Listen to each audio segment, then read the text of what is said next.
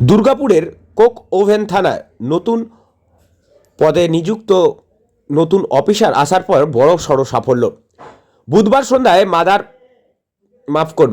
সন্ধ্যায় মাদক পাচার রুখে দিল পুলিশ। বাজেয়াপ্ত 4 চাকা গাড়িসহ 75 কেজি গাঁজা। গ্রেপ্তার 4। মাদক মামলা দায়ের করে ধৃতদের আসানসোল জেলা আদালতে পেশ করা হয়।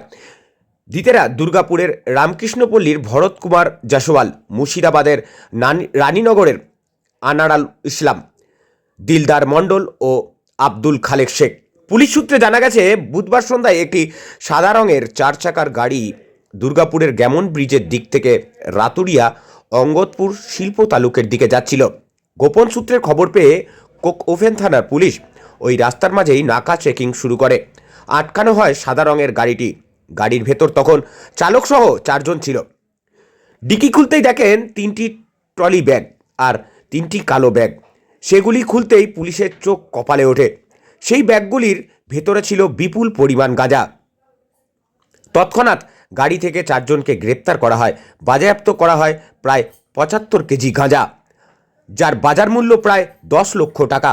মুর্শিদাবাদের রানীনগর 3 জন, উড়িষ্যার বারপল্লী থেকে ট্রেনে চাপিয়ে ধানবাদ হয়ে দুর্গাপুর স্টেশনে এসেছিল।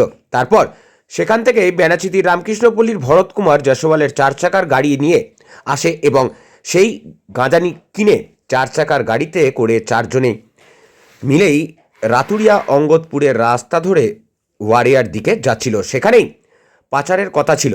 তার আগেই তারা ধরা পড়ে যায়। ধৃতদের বিরুদ্ধে মাদক মামলা দায়ের করে বৃহস্পতিবার আনুমানিক প্রায় 12টা আসানসোল জেলা আদালতে পেশ করার জন্য পাঠায় জায়গায় ওভেন থানার পুলিশ। সেখানে সরাসরি দেখছেন হবে ডেলি নিউজ কলকাতার পর্দায় সেই ছবি।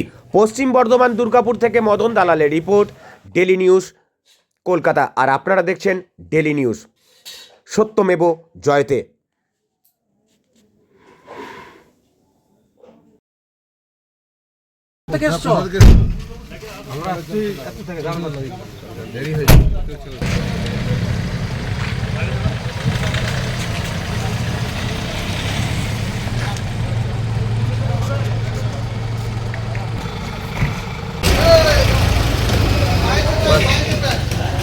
এই গাড়ি